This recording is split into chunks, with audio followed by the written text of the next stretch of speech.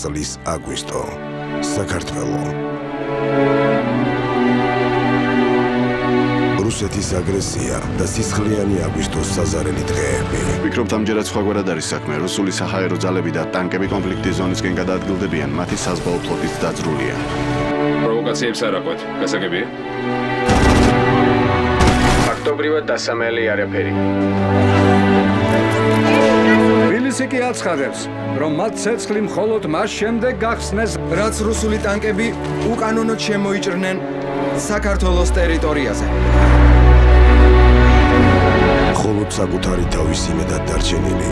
ქართული არმია რუსული სამხედრო ძალების იერიშებს იგერიებს. ძლიერი და ერთიანი სახელმწიფო. ღმერთი იყოს ქართველი ხალხის მფარველი.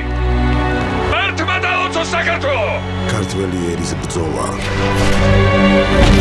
სიმართლის და თავისუფლების დასაცავად.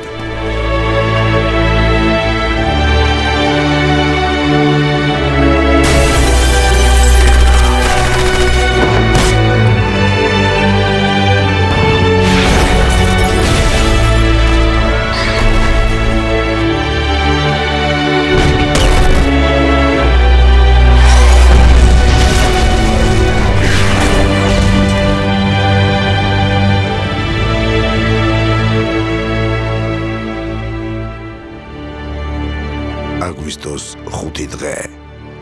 5 ივნისიდან საქართველოს კინოთეატრებში.